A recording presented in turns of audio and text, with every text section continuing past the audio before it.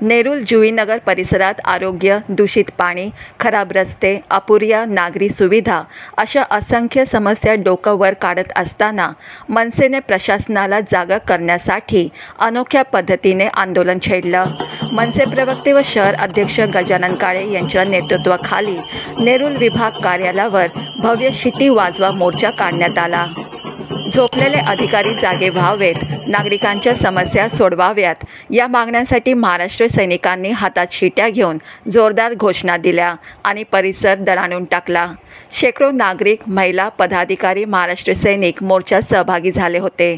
Nerul sector 2 Rajiv Gandhi पूल ते कुकशेत गाव आणि तेथून विभाग कार्यालय असा मोर्चा निघाला होता।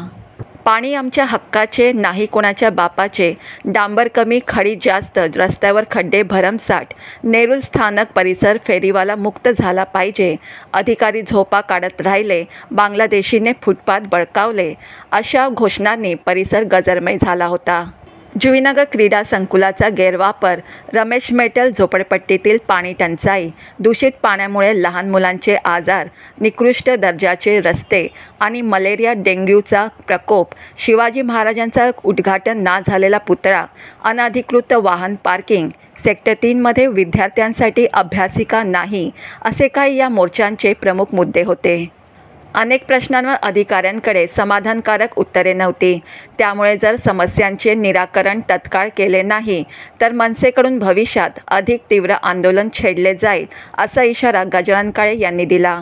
या शिटी मोर्चात मनसेचे प्रवक्ते गजानन काळे, उपशहर अध्यक्ष सविनय म्हात्रे, शहर सचिव सचिन कदम, सहसचिव अभिजित देसाई, महिला सेना उपशहर अध्यक्ष अनिता नायडू यांच्यासह अनेक पदाधिकारी, महाराष्ट्र सैनिक आणि सामान्य नागरिक मोठ्या संख्येने सहभागी झाले होते।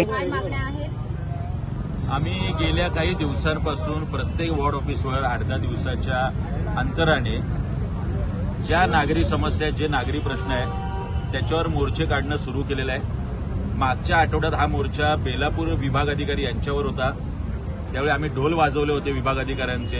आता हा शिटी वाजवा मोर्चा या नेरूळ वॉर्ड ऑफिस अंतर्गत या नेरूळ विभाग अधिकाऱ्यांच्या इथे होणार आहे। सुरुवात झालेली आहे। मोठ्या प्रमाणात फेरीवाल्यांची समस्या असो, सेक्टर 2, 8, 10 असेल नेरूळमधलं, आणि बऱ्याच ठिकाणी पाणी वेळेवर न येणं असेल, पाणी फक्त 2 तास येणं असेल, स्वतःचं धरणं याची टिमकी राजकीय नेते वाजवतात।